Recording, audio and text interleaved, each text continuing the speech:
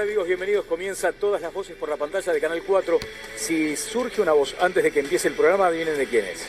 Conrado, Connie Hughes. Estábamos hablando porque Valeria Tanco ha hecho un extraordinario hallazgo junto con su productora y es hurgar en bibliotecas de alguna gente, ¿no? El otro día tuve el enorme privilegio de recibirla en casa. ¿Cómo anda, Jimena? No te había visto. Te das cuenta que a veces uno entra en esta dinámica y se olvida de saludar a Jimena Savaris, que en un minuto estará. Le sugería a Valeria que tiene que ir a la biblioteca de Connie Hughes. ¿Cómo te va, Valeria? Bien, muy bien. Es un gusto tenerte otra vez acá. Un gran placer estar acá. Bueno, ¿vas a ir a la biblioteca de Connie? Por supuesto que sí. Pero el problema no es que ahora... la biblioteca, es la biblioteca, Claro. porque tengo en el escritorio, tengo en el cuarto de mis ¿Cuántos? A ver, nietos. dame un número. En casa 700 u 800, Sí. porque lo que pasa es que me compré la colección de la revista del Instituto Histórico y Geográfico del Uruguay en un remate hace poquito, que son 78, 98, y sos, que perteneció a don Fernando sos ratón de remates, por ejemplo. Totalmente. Qué bueno los remates de libros para mí. Vamos a hacer dos capítulos. Dos capítulos. Gabriel, ¿cómo te va? Muy bien, muy bien. ¿Muchos libros tenés? Sí. Y arriba de 700 seguro. Sí, distintos a lo de Connie, ¿no? Completamente distintos. Ese contraste de biblioteca. Sí. Tengo las obras escogidas del Chen 9 tomos, las obras ¿Vos las de tenés, Lenin Connie, esa? No, para nada. Claro, para distintas. nada. La colección del Popular, la colección de Marshall. Mientras yo tengo la colección de búsqueda, la colección del Popular. Pero sí, con mi padre, compartimos con mi padre y es una biblioteca muy extensa, de novelas también un montón. Claro. En eso sí seguramente compartimos. Vos sabés que yo le decía a Viviana el otro día en esa nota que la sensación que te queda es que no te da el tiempo de vida para leer tanto pendiente, ¿no, Vivi? ¿Cómo te va? Muy bien, Hay muy algo buenas de eso, noches. ¿no? Sí, tal cual. Yo tengo una biblioteca un poco más humilde, pero varios pendientes. Claro. Porque no da el tiempo. Y sí, no da el tiempo. Bueno, para lo que hubo tiempo es para la grabación. ¿Cómo te pusiste, Valeria Tanco, con la grabación en la Plaza Independencia? Sí. Picante, como se dice. Sí, bueno, es el estilo de Vespertinas, ¿no? Opinamos. Es sí. como un poco como acá. ¿Y cuál fue tu Por eso me opinión siento ahí? como en casa acá. En trazos gruesos, ¿cuál Mi fue tu opinión fue que en realidad no había necesidad de dar la Plaza Independencia, que me parecía un despropósito, porque no tiene nada que ver con la industria audiovisual ni con que venga una producción. Mirá que te está escuchando acá. una funcionaria departamental. Sí. Una jerarca de la Intendencia. Es cierto, pero lo que dije que es un despropósito es porque allí está la Casa de Gobierno. Ajá. Y no me parece que esté 2 meses levantada la plaza. No es el tema del mausoleo, por ejemplo, es la Casa de Gobierno. No me pasa nada con Artigas, que Artigas vea lo que haya para ver, pero Sí. el tema es ese, es que distorsionaron toda la plaza y también la circulación, y bueno, y va a quedar así como fea durante mucho tiempo y me parece un despropósito. Fabiana Goyeneche, buenas noches, ¿qué tal? Buenas noches, encantada de estar acá. Muchas gracias por tu siempre. presencia una vez más. Sobre lo que decía Tanco, si vos fueras a crear un grupo de WhatsApp, A ver, ¿cómo lo llamarías? Ingobernables, las ingobernables. probablemente. ¿Por qué no creas un grupo de WhatsApp, las ingobernables? Tanco, ¿te gustaría estar ahí? Yo encantada. Vamos a hacer un por grupo de supuesto. WhatsApp Ruggiero, ingobernables. ¿Estarías en...? Sí, yo no me autoelimino de ningún grupo. Muy bien. Bueno, pero sobre No esta... forzamos a nadie tampoco. No, bueno, está muy bien. Pero podría ser un grupo abierto, ¿no? ¿Te quedó eso de las ingobernables? ¿Te dicen por ahí en los actos? Sí. Quedó bastante, ¿Sí? sobre todo entre las mujeres jóvenes, Me imagino. que empatizaron bastante. Ratificás además ese concepto, esa convicción de que hay que ser así, Y yo ¿no? lo reivindico y como lo dije varias veces, creo que de alguna manera es hasta una suerte de halago, ¿no? Porque en épocas en las que las mujeres estamos reclamando y reivindicando tanto el derecho a tener nuestra propia voz, que nuestros compañeros varones reconocen que de alguna manera no nos pueden mandar a decir lo que tenemos que decir, lo que tenemos que opinar o no pueden, como fue la circunstancia en la cual se planteó todo esto, cumplir con el pedido de hacerla callar, yo creo que eso es algo positivo Bueno, en los tiempos que corren. ¿Y sobre lo de la plaza? Yo creo que lo que está y estuvo pasando en la Plaza Independencia es algo muy bueno. Entiendo, sí, que genera distorsión en la convivencia, en la vida cotidiana, pero bueno, eso también se tiene en consideración.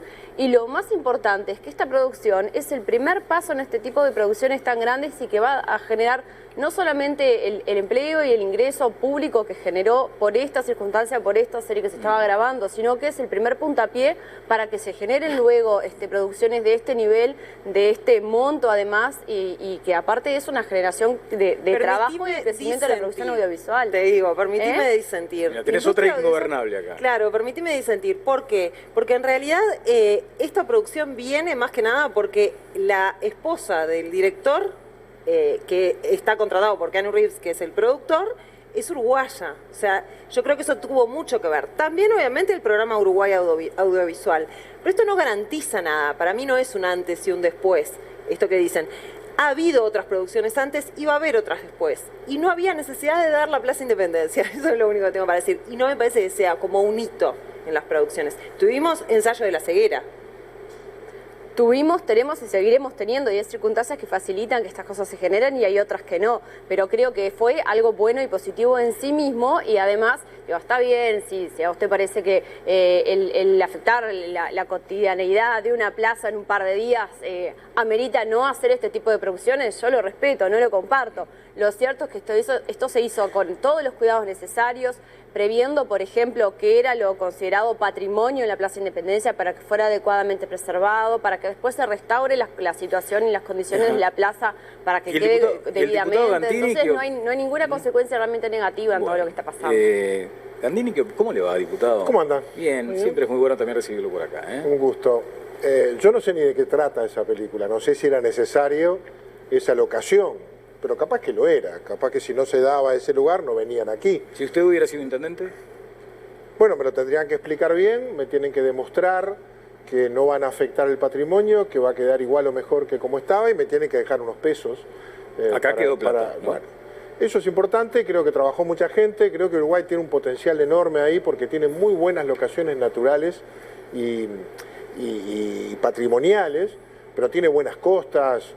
Se ha avanzado mucho en eso. Faltan estímulos para que lleguen acá. Uruguay no es muy competitivo, pero cuando llegan da trabajo, y da trabajo de calidad a muchísima gente vinculada a la industria, pero también al teatro, a los bailarines, a los que trabajan en cámaras.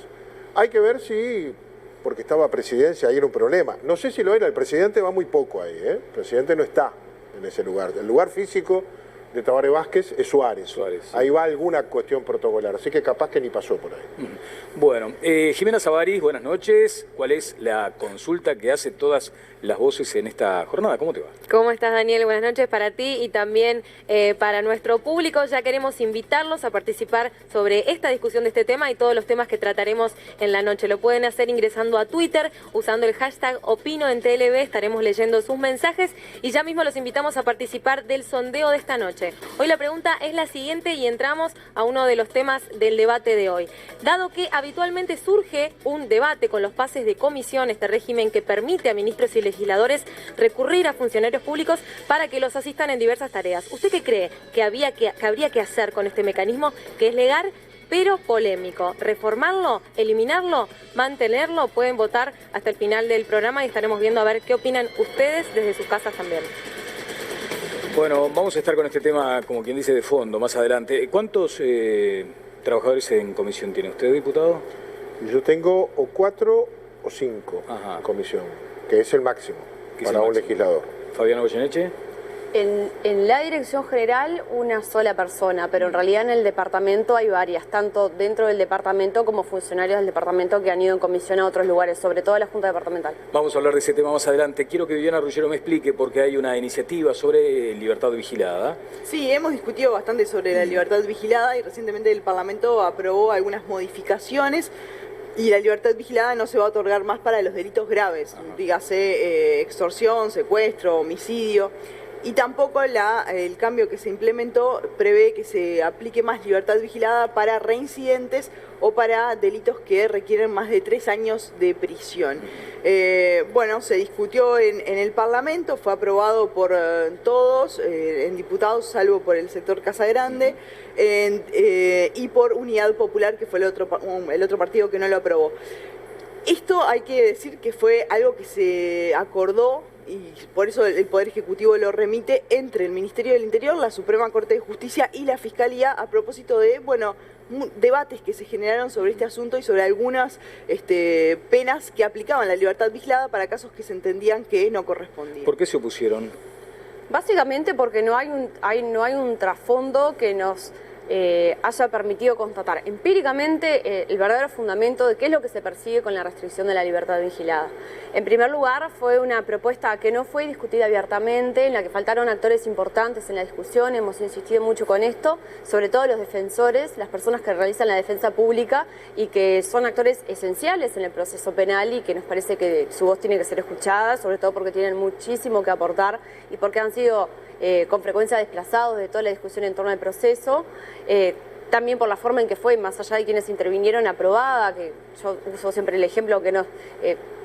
quizá permite dar la imagen de cómo fue, más allá de cómo fue en concreto, a tapa cerrada, en el sentido que pasó a ser aprobado sin la discusión parlamentaria necesaria, pero también porque el restringir la libertad vigilada, sobre todo motivada por cuestiones que fueron sobre todo hechos concretos, ¿no? Casos específicos, desanda un camino que se ha tratado de andar y de buscar, que es desarrollar estímulos para la rehabilitación y la reinserción de las personas privadas de libertad, que son básicamente promover distintas alternativas a la privación de libertad o distintas medidas que reduzcan el tiempo de privación de libertad de las personas en la medida que haya estímulos como el estudio, el trabajo y otro tipo de conductas. ¿Cómo se fundamenta su voto, diputado?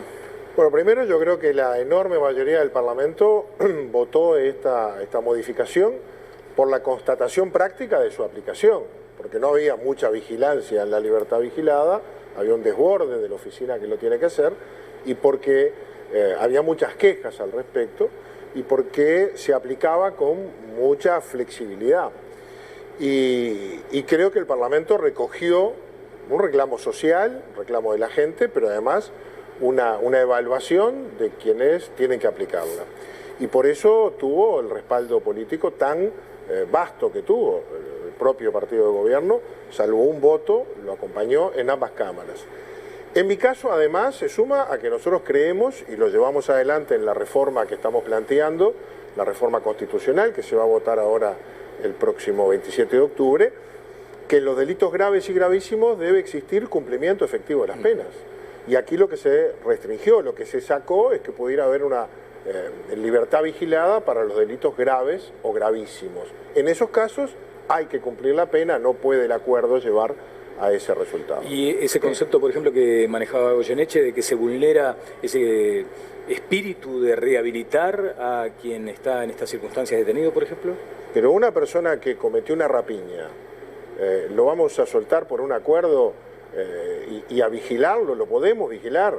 No podemos hacer bien la tarea en otros sectores específicos donde hemos creado legislaciones muy aparentemente rigurosas, como es para proteger a las mujeres agredidas por violencia doméstica, y el sistema va a poder vigilar a estas personas. Bueno, no pudo.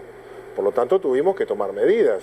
Si un juez determina una pena para un delito grave, a nuestro juicio, tiene que cumplirse, porque hay una sanción de la sociedad, hay una pena, hay un castigo. Nosotros somos de los que creemos que en algunos casos hay que aumentar las penas. Hay otros sectores de la vida política que entienden que no, que es exactamente lo contrario. Bueno, me parece súper interesante el paralelismo que plantea Gandini entre lo que se promovió con la restricción de la libertad vigilada y la reforma constitucional, porque precisamente se diagnostica un problema de ejecución de la norma y por ese problema de ejecución de la norma se termina modificando la norma, ¿no? Eso de no pudimos vigilar, entonces restringimos la libertad vigilada.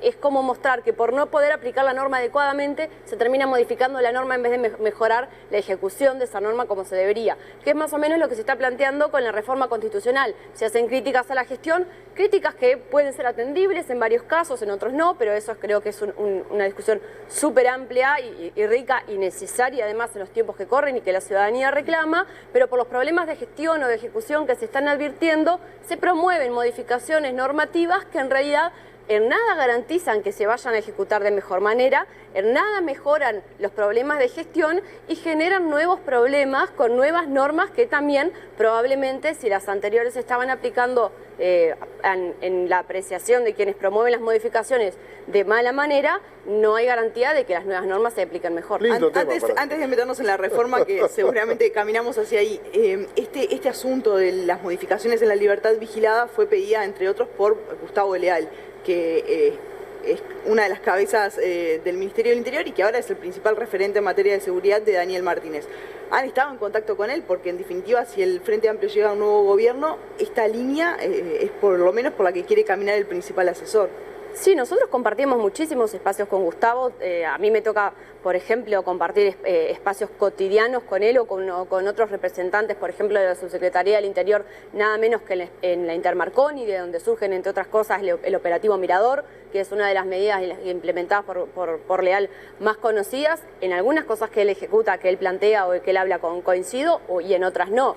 Y seguramente sea un referente muy importante en materia de seguridad en el próximo gobierno, pero lo cierto es que también el gobierno está promovido con un programa único del Frente Amplio, con los énfasis programáticos que se generaron durante la elección interna del candidato Daniel Martínez y por equipos que van más allá de los nombres. Por eso también es bueno, y nosotros insistimos en esto, no hacer futurología. Nosotros ahora estamos discutiendo programas, estamos discutiendo propuestas y hay referentes, sí, pero el Frente Amplio y un gobierno frente amplista es mucho más que una persona. Bueno. E incluso acá también me parece que tampoco es justo hacer nuestro reparo respecto de la posición de Gustavo Leal, cuando en realidad de hecho hubo muchos más actores involucrados en la propuesta.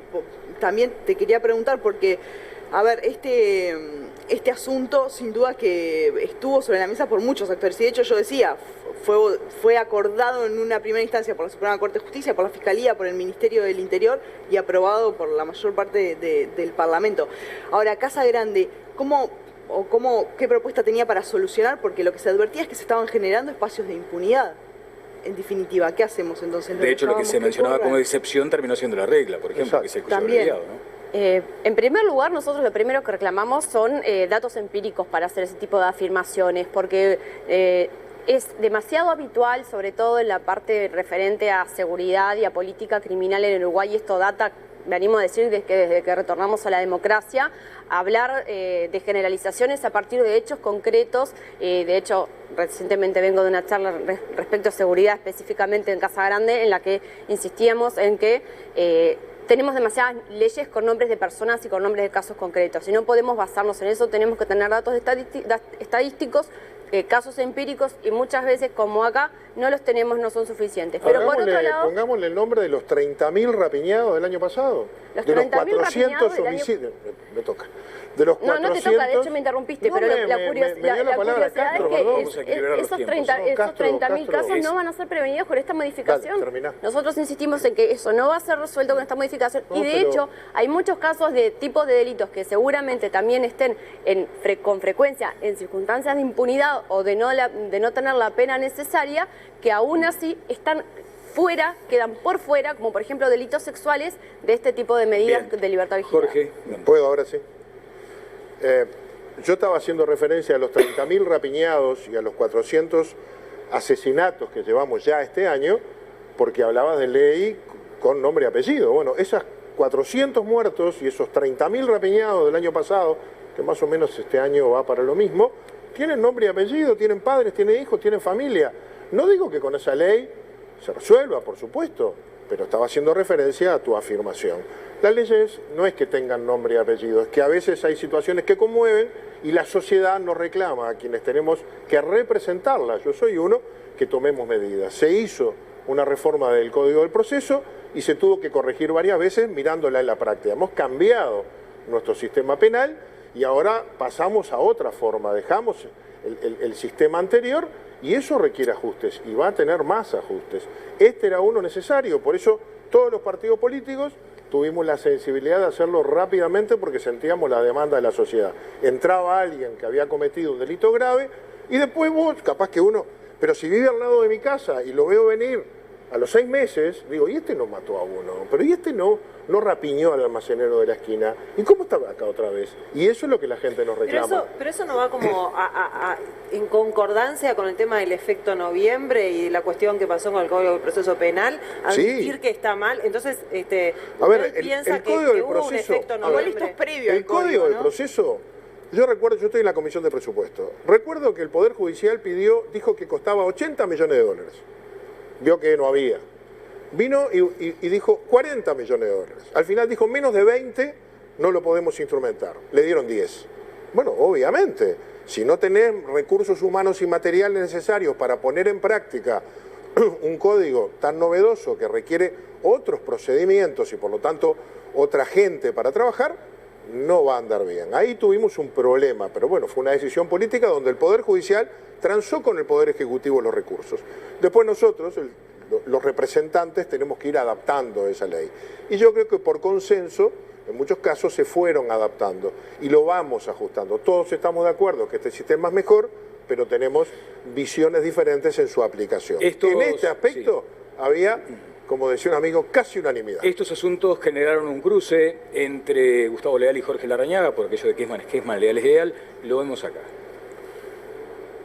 Larrañaga dijo Leal es Bonomi, y a mí, ¿sabe lo que me pasa? Es que yo no le entiendo mucho a Larrañaga cuando habla. No le entiendo cuando habla. Porque yo se lo voy a decir claro, se lo explico de vuelta. Esto como en el fútbol. A ver, en el fútbol, Kessman es Kessman. Y en seguridad, Leal es Leal. Comprendo que Leal capaz que no entienda cuando yo habla. Pero capaz que debe entender, por lo menos cuando lee. Por lo menos que lea. Kessman es Kessman, pero Kessman es bueno. Leal es Bonomi y son responsables desde hace más de 10 años de la inseguridad que tiene el Uruguay. Bueno, allí estaba ese cruce. Gabriel Mazarovich. Bueno, yo primero decir dos cosas porque yo la escuchaba a Fabiana y veía lo de Casagrande, y primero decir que creo que cada sector político tiene todo el derecho del mundo de expresar sus opiniones y su visión, aunque esté contra la mayoría. Me ha tocado muchísimas veces estar en esa situación, por esto y por otros temas, y me parece de orden decirlo y defenderlo.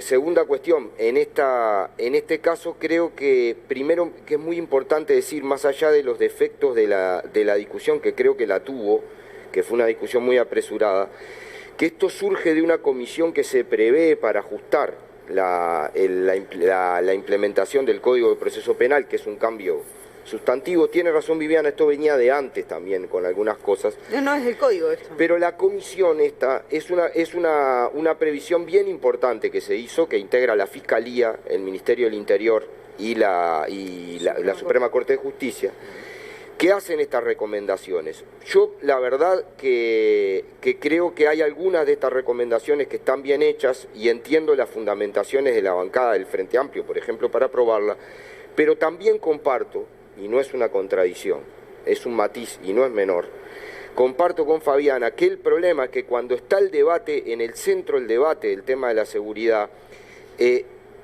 corremos el peligro, si no se fundamenta y no se explica bien, de dar ideas de que aquí tenemos la solución al problema de la seguridad viene por el aumento punitivo, y eso no es así. Lo hemos discutido en este programa, tengo que ser coherente con lo que he dicho y con lo que voy a decir a continuación. Eso no es efectivamente así.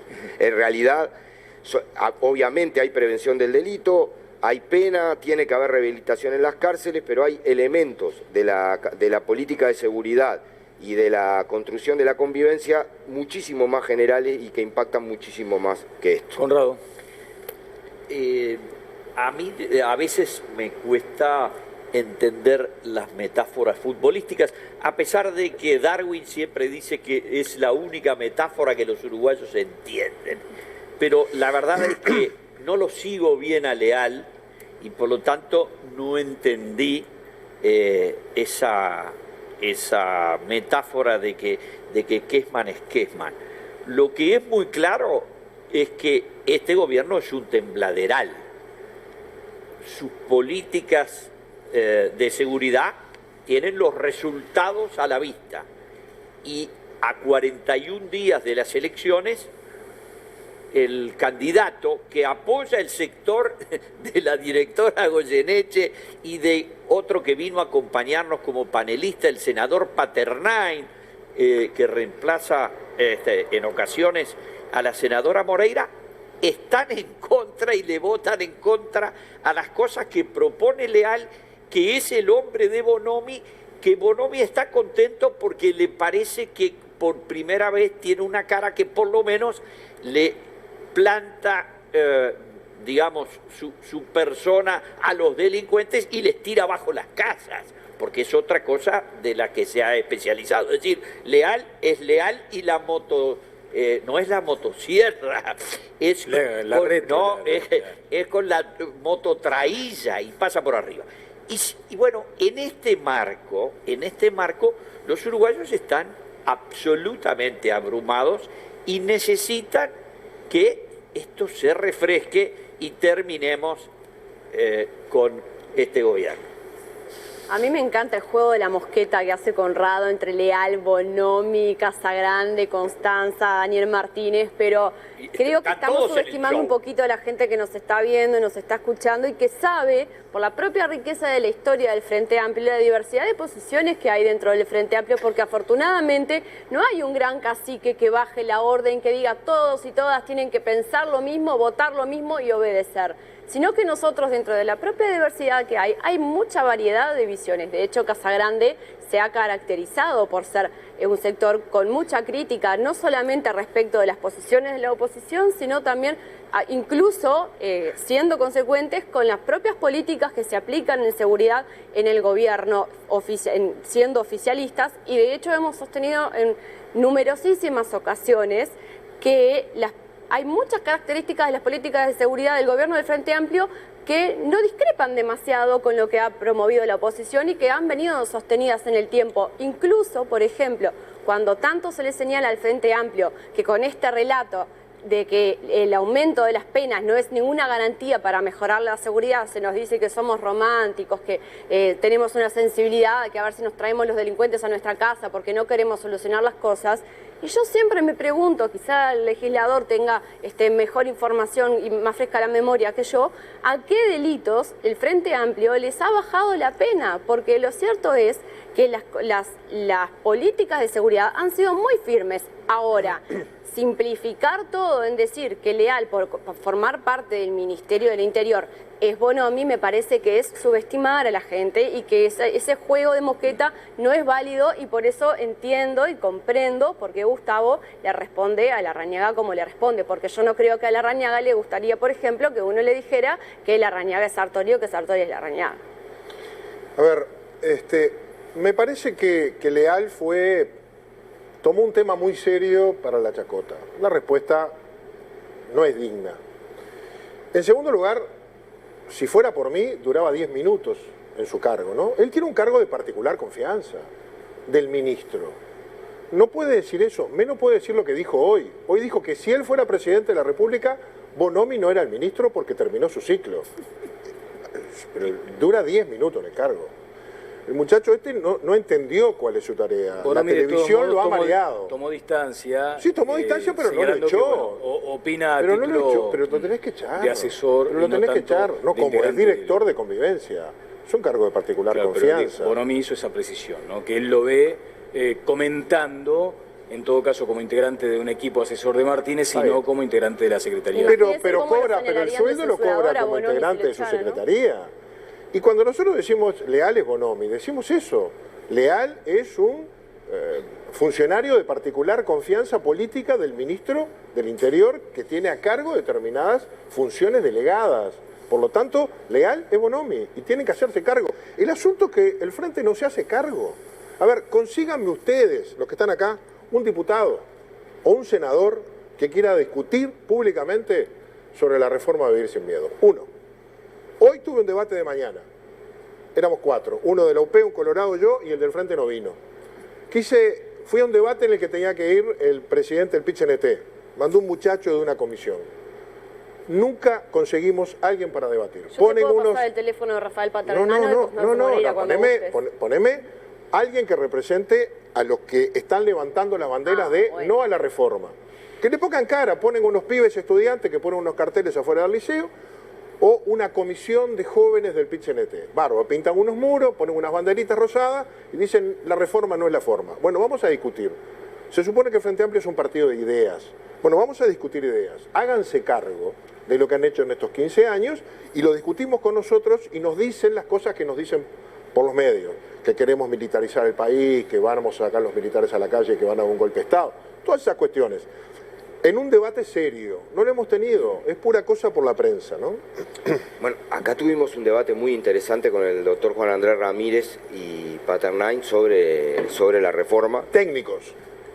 Yo te hablo... Perdón, Paternais, senador suplente. Paternais es un senador del Frente Amplio. Y también lo fue Juan Andrés. Va a subestimar a los senadores suplentes. Mira, yo voy a subestimar a quien yo quiero. No, evidentemente. Que háganlo titular, ahora cuando sean las elecciones veremos si la gente lo vota. Nosotros somos representantes. Yo estoy reclamando de los 130 que fuimos electos, uno que quiera discutir. Es un tema que le ponen tanta carnadura a los frente amplistas que es raro que ninguno le ponga la cara. No, yo digo, tuvimos un debate muy interesante, que además en mi caso con enormes repercusiones después de charlas y debates en un montón de lados.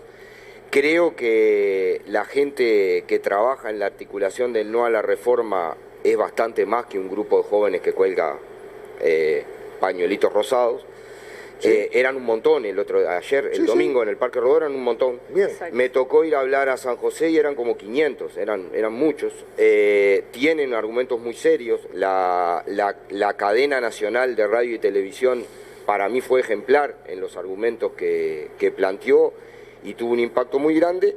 Y creo que con la reforma, Jorge, de verdad, no hay ningún problema en debatirla, pero creo que hay un problema central. O sea, el problema que tiene la reforma, entre otras cosas, obviamente se va a debatir con la ciudadanía en las urnas, pero es que carece de absoluto respaldo político, incluso dentro de tu propio partido. Pero vos no, o sea, no hay ningún candidato presidencial hoy que apoye la reforma, bárbaro, Jorge.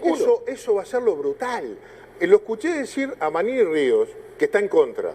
Y ayer vi la encuesta de Cifra y dice que el partido en el que más votantes están de acuerdo con la reforma es Cabildo Abierto. ¿Por qué? Porque estamos en el ejercicio pleno de la democracia directa, de un instituto excepcional que nos sustituye a los representantes para que en un plebiscito o un referéndum la gente se manifieste sin caudillos. Pero a mí me parece muy bien. Directamente. Entonces, hubo 407.000 que firmaron y ahora... Algunas encuestas dicen que hay más de la mitad, que es mucho más que los votantes de nuestro sector político, están de acuerdo. Es la gente la que va a opinar. Sí, también decían que la baja de la edad de imputabilidad la apoyaba el 70%. ¿Y qué pasa y así en este pasó país? lo que pasó. Está bien. ¿Y qué pasa Todas en este las reformas constitucionales han fracasado. El sistema político está en contra y sale la reforma. Bueno, ¿Lo echamos al sistema político? No, de ningún, no sé, espero que no. Bueno, por eso, el sistema está hecho para eso. Yo creo que no va a salir. A ningún partido político, ni al PIT-CNT, ni a la FEU, ni a la FUSBAN, ni a nadie. Ni a la policía tampoco. Pero a lo mejor sintonizamos con la gente. Y es la gente la que manda acá, no los partidos políticos. Conrado. No, yo haciendo memoria porque Fabiana se dice que estoy trayendo cosas de los pelos. Recordaba que el sociólogo Leal estuvo sentado allí en uno de los primeros programas de Todas las Voces en el año 2017, en el primer ciclo. ¿no? Creo que fue el primer programa, ¿no? Sí, claro. Y nos peleamos duramente y en cierto momento le digo, ¿sabe lo que pasa con usted? Es que usted fue el presidente del think tank que tenía Raúl Sendic. Y entonces dije, ¿estará el registro? Y me fui a Google y no falla. El 24 de agosto del 2012, La República nos informa, y debía estar Gabriel Mazarovich en la redacción, que la asociación presidida por el sociólogo Gustavo Leal tenía una enorme foto de Raúl Sendic. Ese think tank que pensaba el futuro, la convivencia y la tía Pascuala, es el que logró reventarse $1.000 millones en la ANCAP, solo 500 o 600 en el año 2012, 2013 y 2014. Y ese señor se lo llevó Bonomi para estrella del ministerio y ahora es el que dice, si yo fuera presidente, ni lo pondría Bonomi. Es de película. Jimena Savaris con algunos comentarios de la gente, luego vuelvo con Gabriel, la ronda. Tengo que hacer una pausa, Jimena. Sí, ahora tengo un consejo para darte. Tenés claro que el tiempo pasa para todos, ¿verdad? Bueno, la próxima vez que te escuches diciendo cómo creció fulanito, mirá qué viejo que está menganito, acordate que el tiempo también pasa para vos. Ahora estás bárbaro, pero ¿cómo te imaginás verte en tu madurez? De vos depende cómo quieras estar en esa etapa. Mira. La próxima vez que te escuches diciendo cómo creció esa niña, qué grande que está ese niño, acordate que el tiempo también pasa para vos. Ojo, estás lo más bien, pero vos sabés que estás en el momento adecuado para pensar en tu madurez. Pensá en vos mañana. Decidilo hoy. Acompaña presenta, acompaña residencias y calidad de vida.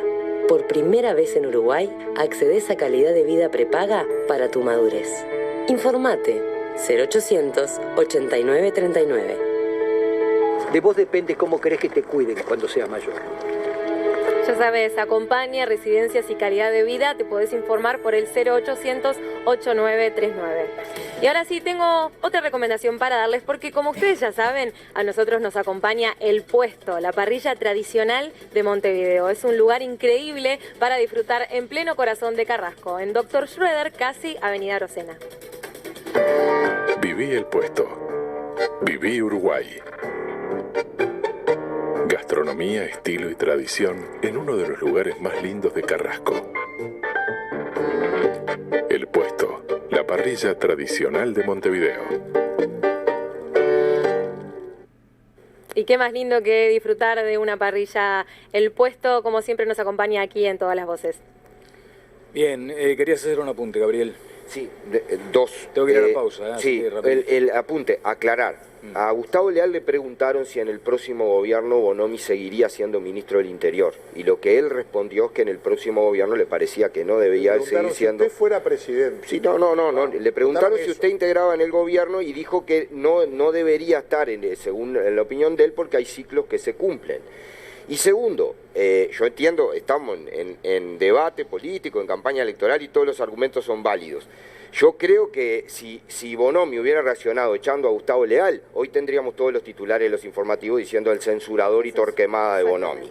Entonces, yo lo que creo es que Gustavo dio la opinión de que efectivamente en un próximo gobierno del Frente Amplio se está pensando en otra gente. Y eso fue lo que respondió. Creo que sencillamente eso fue lo que pasó. Hoy lo entrevistaron en una radio y dejó claro que él en estos días está oficiando como asesor de Martínez en materia de seguridad. ¿No? Está corrido del ministerio. Claro, no cobra más el sueldo. Bueno, ese es un detalle que hay que ver. Bueno, vamos a la pausa. ¿Cuál fue exactamente? Porque viste que en esto se tergiversa mucho, ¿no? Cuando tú hiciste aquel comentario respecto a las personas en situación de calle, muchos interpretaron que lo que decías es, bueno, están ejerciendo la libertad, están haciendo uso de su libertad. Eso fue lo que quedó en el imaginario. Vamos a hablar porque creo que el Mides publicó, por lo menos puntualmente vamos a dar ese datito, un crecimiento en la situación de estas personas. ¿Cómo lo ves? Bueno, insisto en los dichos e insisto sobre todo por las propuestas que se pueden manejar en torno a la situación actual, que la criminalización nuevamente no es la respuesta. Veo con preocupación lo que está ocurriendo. Por supuesto, hemos hablado de los motivos y de las causas y de lo multifactorial de las causas y por lo tanto de la necesidad de lo multifactorial de la respuesta, y creo que eso deja en evidencia todo lo que queda por delante, pero no quita un montón de cosas que se han dicho respecto de la situación en particular. Vamos a la pausa, seguimos adelante en Todas las Voces por Canal 4.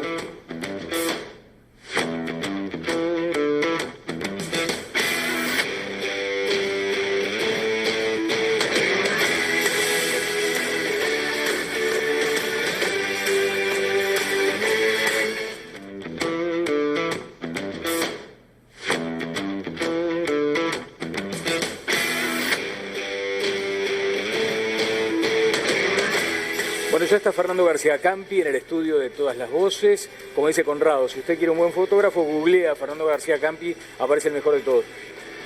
Voy a ir a este asunto de los pases en comisión en un minuto, pero me gustaría que ese tiempo, el minuto, bueno, 2 minutos, fueran para los invitados respecto a qué ve el diputado Gandini cuando ve a una persona en situación de calle, cuando ve a una persona en la calle, qué es lo que ve.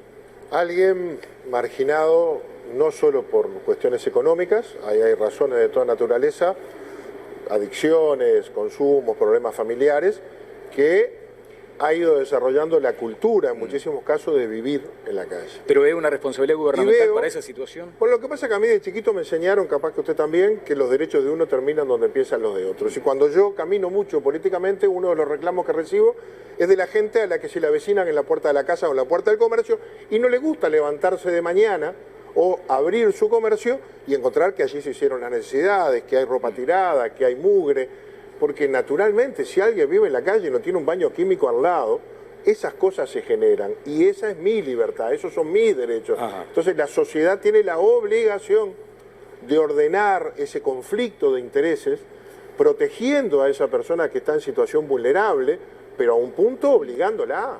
No tiene derecho de vulnerar mis derechos. Bien, ¿qué ve Fabiana Goyeneche? Yo veo una persona vulnerada y veo una persona que está viendo afectados sus derechos y antes que estar afectando a otros, que también ocurre. Y en esa tensión de derechos, sí, es una cuestión que no creo que deba ser en una cosa de elegir los derechos de quién o de tomar partida, como a veces se plantea, y por eso se parte de los derechos terminan o empiezan. Creo que tienen que convivir todas las personas, pero a mí lo primero que me preocupa es la persona que va a pasar a la intemperie esa noche, o la persona que tiene frío esa noche, o la persona que tiene hambre o está bajo la lluvia ese día. Y sí siento, porque creo que también corresponde decirlo, sí siento que hay una responsabilidad gubernamental y estatal, y la seguirá habiendo, porque lo primero que veo también, y porque los datos de los censos reiteradamente lo confirman, es la consecuencia de un Estado que sigue apostando a institucionalizar a la gente y después no sabe cómo resolver las consecuencias de eso. ¿Cómo es eso? A ver. Bueno, porque gran parte del problema de la situación en calle y del aumento de las personas en situación de calle es que estas personas provienen en una enorme medida, en una enorme mayoría del sistema carcelario, de la institucionalización en el INAU, de la institucionalización por problemas de salud mental y también de consumo problemático de sustancias y rupturas de vínculos sociales y familiares. Entonces, en un país en el que tenemos más fe en las cárceles y en el sistema penal y en la institucionalización y más confianza en ello que en un montón de otras cosas, como por ejemplo las políticas públicas y las políticas sociales, bueno, ahí tenemos las consecuencias y nos tenemos que hacer cargo. Está bueno escuchar qué hay que hacer. ¿Qué hay que hacer? Yo creo que el Estado tiene que intervenir y tiene que haber internaciones compulsivas. Hay personas que no pueden vivir en la calle, que se hacen un daño enorme. Obligarlos a ir pero hay que convivir, hay que salir de noche, hay que caminar, hay que trabajar con esa gente, hay que ver dónde comen. Tenemos el Mides y nunca hubo tantos comedores y merenderos privados y particulares con la asistencia y la generosidad de la gente, dándole una taza de leche a los niños o dándole de comer en ollas o en comedores a tanta gente que vive en la calle y que está pobre. Entonces, ¿cómo funciona esto? Yo voté el Mides, empecé votando el plan de emergencia, le dimos recursos de sobra, hoy hay más gente en la calle y hay un montón de gente que la sociedad civil le da de comer. ¿Cómo funciona esto?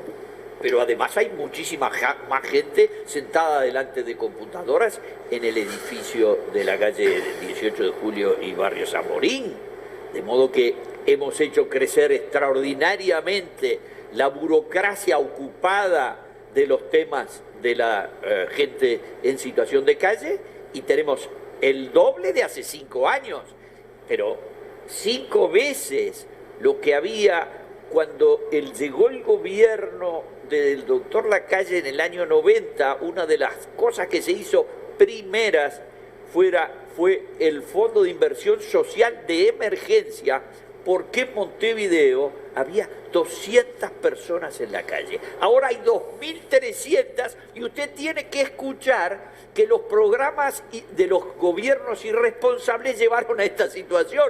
Pero resulta que la primera medida que hizo ese gobierno en marzo del 90 fue conseguir donaciones y colaboraciones de todos los países extranjeros instalados en el Uruguay, con embajadas de países importantes con medios económicos, más el Fondo de Naciones Unidas, y hacer un programa inmediato que tuvo muy buen éxito de inversión social. ¿Qué memoria selectiva? Yo lo que creo que, a ver, primero, es un drama social del Uruguay y del mundo.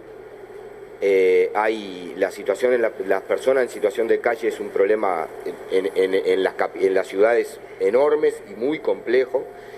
Los gobiernos del Frente Amplio, yo sé que el diputado Gandini votó el Mides, creo que aquí se redujo la pobreza de 34% a menos de 10%, la indigencia también, nunca hubo tantas posibilidades de hogares para atender a las personas en situación de calle como hay ahora, nunca hubo tantas plazas, pero es un problema social que trasciende, yo comparto con Fabiana claramente lo institucional.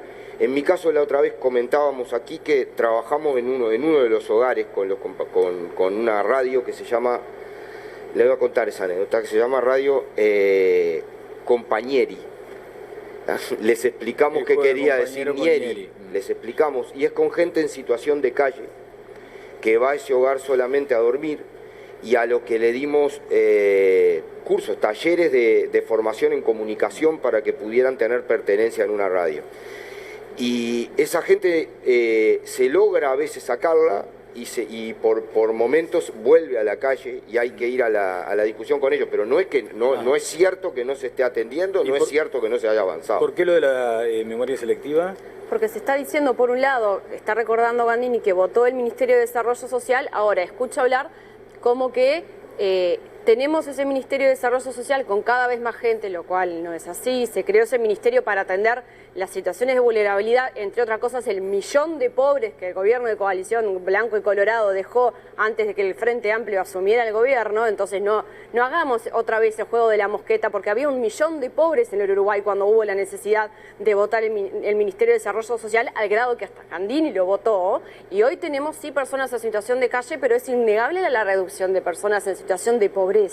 Entonces no podemos hacer esa extrapolación que no es cierta y que no es quitar responsabilidad, porque lo primero que dije es que sí, el Estado tiene que hacerse responsable de todo lo que falta por hacer y de todo lo que tiene que hacer mejor, pero la gente tiene memoria y es importante tener memoria de todo, porque también se está proponiendo que ese mismo gobierno de coalición que dejó el millón de pobres, por el cual hubo que crear el Ministerio de Desarrollo Social, que además no es al único que le compete atender las situaciones de vulnerabilidad y de pobreza, porque para eso hace falta Ministerio de Trabajo, Ministerio de Salud, que son, por ejemplo, las primeras áreas en las que en Brasil, en Argentina, en los gobiernos de derecha de modelo que está teniendo los partidos tradicionales ahora, se aplica primero el ajuste y se deja en mayor situación de pobreza a la población, pero en realidad tenemos una situación muy diferente. Bien, gracias, Fabiana. No está bueno etiquetar y compararnos con otros modelos, porque si no empezamos a hablar de Venezuela y su modelo, que han sido fracasos brutales y hay millones de muertos de hambre,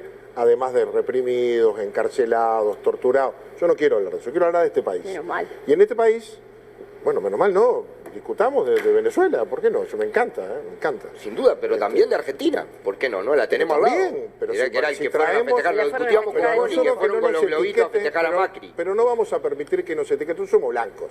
Y los blancos defendemos los intereses nacionales, no tenemos amigos ideológicos, hacemos lo que le sirve al país. No andamos en barrita con los progresistas, hacemos lo que le sirve al país. Bueno, fueron varios blancos que fueron a festejar con Macri, ¿no? ¿Cómo? Fueron varios blancos que fueron a festejar con Macri. Fuimos con Macri como fuimos con todo, pero no fuimos a tomar apuntes, ni hicimos negocio con Venezuela para que nos financiaran, no tenemos a ningún preso por hacer negocios, ni renunció ningún diputado por los negocios que se hicieron, que todavía se siguen investigando. Tiene algún intendente que se vendía nafta a sí mismo y no renunció. Estamos limpitos, no tenemos ni con Macri, ni con Venezuela, ni con Brasil. Nada que ver, nada que ver. Ese de acá, suerte, hermano, no tenemos patos celestes, no tenemos placeres, no tenemos ENDIC. No tenemos, lo tienen ustedes. Lo tienen ustedes, lo tienen ustedes. Sí, sí, y ustedes también. Estamos hablando de las conspiraciones y amistades con gobiernos corruptos. Eso los tienen ustedes. Si ustedes nos comparan con Macri, nosotros tenemos que compararlo con los Kirchner. Y miren que sale perdiendo. Porque lo que robó... no creen, bueno, háganse cargo de Kirchner. Lo hemos discutido, me gusta ese debate. Problema. Sí, a mí también me encanta. Yo no me hago cargo de Macri, no tengo nada que ver. Vamos a volver al tema, por favor, sí, a ver. Pero, a ver, la pobreza económica ha disminuido. Si la admiramos del peor momento, que fue la crisis del 2002, en un país que rápidamente el gobierno de Valle lo dejó creciendo, pero tiene un punto de partida muy bajo, es verdad. La pobreza en general, en su visión más integral, no ha disminuido tanto.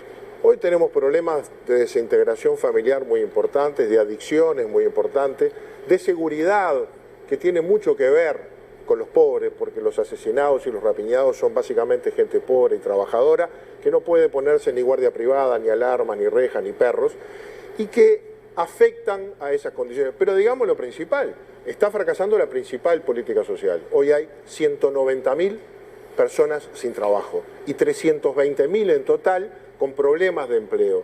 Eso en un gobierno de izquierda que tuvo 10 años de una economía que creció maravillosamente y que no pudo construir a partir de ahí un modelo sustentable económico, es realmente parte de la pobreza. Jimena Sabaris. Tengo más consejos para nuestros televidentes. Pensá en el vehículo de tus sueños, el que se te ocurra. Puede ser un auto o un camión, no importa cuál es. ¿Sabes por qué? Porque todos, incluso el auto de tus sueños, arrancan con Barta. Barta es la batería original de las marcas más importantes del mundo. Baterías Barta es líder en ventas en Europa y por algo será. Ahora, cuando tengas que cambiar de batería, ya sabes qué marca elegir. Barta, porque todo arranca con Barta. Y tengo también otra recomendación, porque Punta Tracking es líder en rastreo satelital de vehículos de todo tipo. Autos, motos, camiones, camionetas, maquinaria agrícola, taxis, ambulancias e inclusive bicicletas. Con Punta Tracking el mismo cliente rastrea y sigue a sus vehículos desde su computadora o desde su teléfono celular.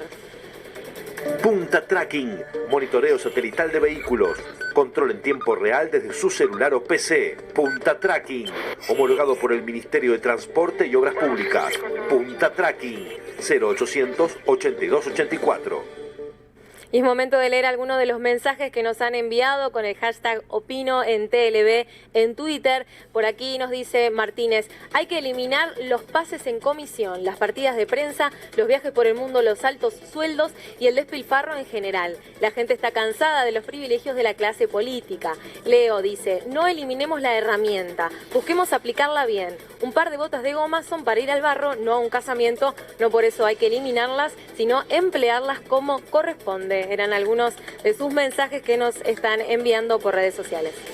Notable, Jimena, gracias. ¿Hay que eliminar los pases en comisión, Conrado? Definitivamente es un instituto pésimo del derecho laboral público, pésimo. Supone otorgarle un privilegio a los legisladores electos. Lo vuelvo a reiterar, el legislador electo tiene la posibilidad de tener 5 funcionarios que lo paga la comunidad a través de los tributos, y el legislador competidor, que soy yo o cualquiera que se quiere tirar por Flores 33 o Cerro Largo, tiene que pagarse él un agregado de prensa, un ingeniero que lo ayude y un economista. De modo que como instituto fue creado por una ley del año 86 con 2 cargos. Luego se llevó a 4 en el año 91, yo me opuse y lo discutí con la Comisión de Presupuesto, le dije terminantemente que me parecía un disparate, me fui yo, lo subieron a 5 y sigue estando en 5. Solo se presta para la peor de las soluciones y por lo tanto va a ser muy importante que el próximo gobierno se plantee derogar. Valeria Tanco. A mí me pasa que el caso digamos, del que parte, el último caso del que parte este tema, que es el caso de Jaime Clara, me preocupa un montón, me parece de una opacidad terrible esa situación, me parece que que trabajar para un político, un periodista que hace periodismo político, me parece que no deja bien al oficio, a la profesión. Y yo creo que sí, que bueno, que como no es un tema legal y como legalmente está todo bien, claramente no nacen cosas buenas de los pases en comisión, así que estoy de acuerdo con que hay que sacarlo. Gabriel. Yo creo que no es un instituto malo en sí. Creo que... El instrumento es válido, hay que usarlo bien. Sí, me parece sí que notoriamente tiene que haber una discusión sobre la reglamentación y la utilización de los pases en comisión y quizás hasta una reducción en el número. Pero me parece que no solo para los legisladores, sino para el propio Estado es un instrumento que no habría que sacar de cuajo de por sí, porque además no todos los pases en comisión ocurren como los casos que se denuncian malos. Hay pases en comisión que trabajan y trabajan mucho, tanto en el Parlamento como en el Estado. Yo no dije que no trabajan. No, yo no estoy discutiendo contigo. Como sistema de selección de recursos humanos al servicio de legisladores es pésimo. Yo creo que los periodistas, porque planteo este tema porque obviamente ha estado sobre la mesa en las últimas horas, debemos de ser perros guardianes de quienes ejercen el poder, por lo tanto no es compatible ser periodista y trabajar para un senador de la República. Y me parece que esto se da porque en cierta medida nosotros hemos naturalizado cosas que no debimos de haber permitido, desde que se llame periodista a gente que no lo es, no lo digo por Jaime Clara, o que naturalicemos el hecho del periodista militante. Son 2 palabras que no van de la mano y que no deben de ir de la mano. Es para otro debate esto, pero quería decirlo, y dicho esto, hay que decir también que los pases en comisión son un tema extendido en el Estado así como los periodistas. Claro. En el año 2016 un informe del programa Rompecabezas hablaba de que hay 1000 periodistas en el Estado, es decir, que este no es el único ejemplo, hay muchos más. Bien, me pregunto, y lo planteo en esos términos como pregunta, porque muchas veces se habla de la necesidad de que, por ejemplo, los legisladores o algunos organismos estatales profesionalicen su gestión de comunicación. Cuando se dice, por ejemplo, lo que pasa que hay un organismo que trabaja fantástico, pero comunica mal. ¿A quién van a contratar para comunicar eso? Lo estoy planteando como pregunta. ¿No tiene la expertise acaso el periodista? Periodista que de pronto puede también trabajar en una empresa privada para darle las pautas, los tips para la comunicación más eficaz. Lo dejo planteado también porque la a veces se comunicación plantea... organizacional está bien y es una parte de la profesión. Que lo pero... ejercen muchas veces periodistas. Sí, está bien. Solo que tiene que entrar a trabajar de eso y dejar sus otras funciones. Claro, no de los dos lados del mostrador. Ese es el tema. De un lado solo. Claro, porque vayamos a una empresa privada. Es como que el periodista que lo asesora entrevista al director, por ejemplo. Claro. Sería más o menos así. Sí. A ver, hoy en día el Ministerio del Interior, por ejemplo, yo lo he dicho en varias oportunidades, tiene un multimedio adentro. Sí. Tiene periodistas, tiene camarógrafos, tiene fotógrafos, tiene una radio, tiene un programa de televisión. O sea, es impresionante la estructura que ha montado. Yo lo que critico es que, además de eso, en realidad, entorpece el trabajo periodístico. Porque vos podés hacer una comunicación institucional y obviamente que es válido. No puedes entorpecer el trabajo periodístico. Muy importante lo que está diciendo Viviana sobre ese punto. Efectivamente, porque además allí sí que hay un sesgo, ¿no? En un altísimo porcentaje. Y vos llamás a pedir un dato y ya 2 días después lo tenés en Unicom en una notita. Fabiana. A ver, yo creo que del caso de los periodistas me parece que las periodistas y las comunicadoras son quienes mejor pueden tener voz en este tema. Yo, como sintiéndome parte del lado del mostrador político, me preocupa mucho más un caso como el de Robert Silva, que es candidato a vicepresidente y tiene una situación de incompatibilidad mucho más evidente y de conflictos de intereses. Pero yendo igual a la generalidad de los pases en comisión, yo creo que es un sistema que se ha tergiversado. Sí coincido que no es malo ni bueno por sí, pero que sí se presta para que se mal utilice, y creo que es un síntoma más de un debate que es necesario, que es una siguiente etapa en la transparencia del Estado. ¿Pero Así suprimirías la herramienta pases en comisión? No en principio, pero ¿por qué? Porque creo que hay que darle un debate más profundo. Así como se aprobó por ley en el periodo de gobierno pasado que los funcionarios de la Administración Central tienen que necesariamente entrar por concurso público, pasar por un provisoriato, dar una prueba para ingreso y recién ahí ser presupuestados e ingresar, que sería bueno que se incorporara esta política en los 3 niveles de gobierno. De la misma manera, esto tiene que ver con la transparencia del Estado y el financiamiento de la política. Siempre está la sombra del amiguismo, ¿no? Hay funcionarios en comisión que van a hacer el mismo tipo de tarea, y en realidad eso es un enroque, digamos, de funcionarios que también te puede complicar la gestión, porque, y lo digo por experiencia, ¿no? Partís de que tiene que ir una persona en comisión a otro lado y a veces estás obligada a conceder ese pase en comisión y te genera un vacío que después, al momento de llenarlo, para que esa función no se vea dañada, empieza un círculo vicioso complicado. Pero también es cierto que hay muchos funcionarios en comisión que van a cumplir un rol político. Y tenés ingenieros, tenés médicos, tenés maestras, no sé, distintos casos que están cumpliendo funciones. Y lo que hay que plantear es, si queremos personas con responsabilidad política y cumpliendo tareas de asesoramiento, de comunicación, bueno, definamos cuáles son, generemos esos espacios y que sean estrictos y cumpliendo condiciones, por ejemplo, sobre todo en el año electoral. Quiero la palabra del diputado Gandini, pero como mencionaste el Partido Colorado, ¿qué decía Talvi? A ver si la producción lo tiene allí. ¿Qué decía el candidato del Partido Colorado, Ernesto Talvi, sobre este asunto de los pases en comisión? Yo creo que hay muchas cosas que no debieran ocurrir, entre ellos el tema de los pases en comisión. Los pases en comisión para mí son una patología que tiene el sistema uruguayo. Si un parlamentario precisa un asesor, entonces pide un pase en comisión de no sé qué oficina para el Parlamento. ¿Por qué? Porque el financiamiento de los partidos políticos, tal y como está concebido hoy en el Uruguay, impide que los partidos políticos tengan cuadros técnicos permanentes y rentados, como ocurre en los países europeos, para poder dar esos servicios técnicos a sus legisladores. Entonces, nosotros creemos que ese es un régimen que hay que terminarlo, pero podemos terminarlo una vez que lo sustituyamos por alguno mejor. Bueno, allí está planteado. Diputado Gandini. En eso coincido. Bueno, lo primero que debo decir... Coincido que para determinar que lo terminemos hay que promover otro tipo de modelo. Disculpe la interrupción, diputado. Lo primero que debo decir es que a mí me comprenden las generalidades de la ley. Yo soy legislador, tengo pases en comisión y siempre que he tenido la posibilidad los he tenido. A veces en el máximo, a veces no los he necesitado tanto y no los he tenido todos. En el Parlamento cada legislador puede tener 5 pases en comisión, en diputados el promedio es 3. ¿Y les rige el horario, el salario, todo Nosotros por el cargo anterior? Tenemos que hacer un informe que se nos requiere sobre la asistencia, la licencia, todo lo demás. Yo no me quiero regir por la patología, que las hay como en todos lados. También hay funcionarios que no van a trabajar. Yo cuando estaba era presidente del Correo, encontré funcionarios con 9 años que no iban a trabajar por licencia médica. 9 años. Cada 2 meses el médico del pueblo le hacía el certificado y le hice junta médica. Y creí que cuando la junta médica dijo que del corazón estaba bien, al otro día estaba trabajando y el jefe de la oficina me informó que ahora estaba mal de los pulmones. Y le tuve que hacer nueva junta médica. Bueno, cuando fui a eso encontré más de 50 funcionarios en todo el país con algún médico amigo de su pueblo que le hacía el certificado. O sea, hay patología, pero no todos los trabajadores lo hacen. Pero la cantidad, por ejemplo, ¿no? El tema de la cantidad de personas, ¿se necesita esa cantidad de personas? No, te voy a decir una cosa. Si no tuviéramos pases en comisión, tendríamos funcionarios públicos. Porque yo no puedo llegar a mi oficina y estar solo, ¿verdad? Necesitas un equipo contigo. Y algunos especializados.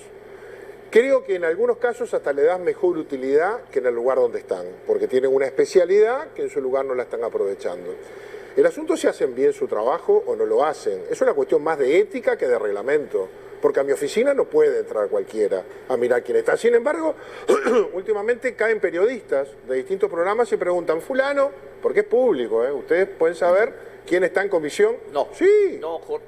Bueno. El cuadro que está publicado hoy es del 26 de noviembre de 2016.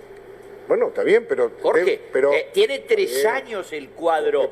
Yo miré los que tenés tú, pero no está actualizado. Los legisladores son los mismos y la mayoría de los pasos en comisión ingresan el primer día. Bueno, algunos cambian. A mí me parece que el legislador tiene que tener gente de su confianza política dentro de su oficina, primera cosa, de su confianza personal, política.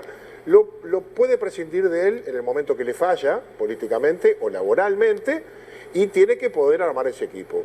No puede tener funcionarios públicos contratados por el Parlamento. A ver qué dice la gente. Creo que hay que encontrar un sistema. Gracias, este es un sistema saludable. Perdóname, no estamos contratando más funcionarios. Nos estamos usando los que hay. Jimena, por favor. Sí, a ver qué dice la gente sobre este tema de los pases de comisión. Fue lo que preguntamos hoy en el sondeo de Twitter. ¿Qué creen ustedes que se debería hacer con este mecanismo que es legal pero es polémico? Un 32% de nuestros votantes creen que habría que reformarlo, eliminarlo un 59% y mantenerlo un 9%.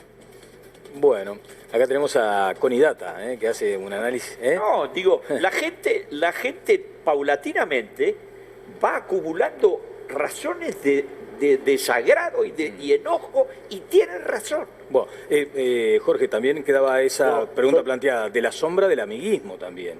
Se presta para eso. La figura del puntero en Argentina, por ejemplo. Hay de todo, hay de todo. A veces se cuestiona el familiar, pero no también. Por ser familiar, si está capacitado, hay que ponerle una cruz. Yo no tengo ningún familiar, ni siquiera tengo ningún familiar funcionario público. Es una cuestión más de ética donde está trabajando. ¿Está a favor entonces de los pero ningún legislador está obligado a tener pases en comisión. Y en todos los partidos políticos, todos tienen. Por algo será, porque se necesita para cumplir la tarea. No, los de familiares me parece un disparate. Digo, tenemos intendencias en que han admitido ingresar familiares a montones o ingresar funcionarios por la ventana. Yo creo que esto lo que amerita es una gran discusión y una gran intervención, sobre todo porque se habla mucho de la gente está cansada, la gente quiere esto. Bueno, démosle voz a la gente, ¿no? Yo sé que acá se ha dicho que, bueno, parece que los legisladores suplentes son de segunda, los técnicos parece que no pueden discutir ciertos temas políticos, la sociedad civil parece que tampoco tiene mucha legitimación para opinar, pero después empezamos a hablar de la gente. En vez de hablar en representación de la gente, cuando no nos dieron esa representación en el sentido de que hay temas en los que es necesario que participen de otra manera, abramos un gran debate y una gran discusión, porque también es cierto que enfocar solamente esto en una parte y no habilitar a la transparencia absoluta del Estado, e insisto, en los 3 niveles de gobierno, porque discutamos la administración central, discutamos las intendencias, discutamos los municipios, es fundamental. Yo tengo una consulta, porque en realidad tú tenés un cargo reservado, ¿no? Sos directora de la Intendencia y tenés un cargo reservado. Y si en el orden de prelación hubiera sido intendenta, hubiera quedado automáticamente, hubieras perdido eso. ¿Eso tuvo que ver en tu decisión de no asumir la Intendencia o no?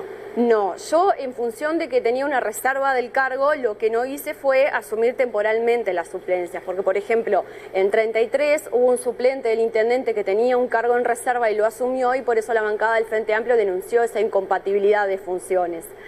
Y como había ocurrido, pero en ese momento se había dicho por parte del oficialismo de la Intendencia, de la oposición a nivel nacional, que se iba a hacer se discutió si se tenía que hacer la consulta o no en la Corte Electoral. Yo dije, bueno, en caso de ser necesario, por ejemplo, porque Curuchet asuma como intendente y necesite, porque cuenta con menos personas para variar, que yo asuma la suplencia, consultaría a la Corte Electoral. Pero luego no asumí la intendencia definitivo, pero por otros motivos, entre los cuales el más claro fue que me iba a terminar candidateando como diputada y necesitaba hacer campaña full time en algún momento. El Partido Nacional está convencido de que gana las elecciones, ¿no? ¿En la intendencia también, Jorge? ¿La intendencia de Montevideo? Falta todavía, bueno. Sí, pero falta. De varias intendencias puede ser que sí. Montevideo es la fortaleza que nosotros tenemos que en el acuerdo necesita que gane Colonia para él entrar de senador. Bueno, bien amable. Montevideo es tan firme que ni Gandini se anima ya a decir que la gana. Muchas gracias, diputado. Muy amable. Fabiana también a ti, la directora de Desarrollo, al panel como siempre Villate. Gracias, Tanco. Bueno, el reencuentro el martes después de las 10:30 de la noche. Que pasen muy bien.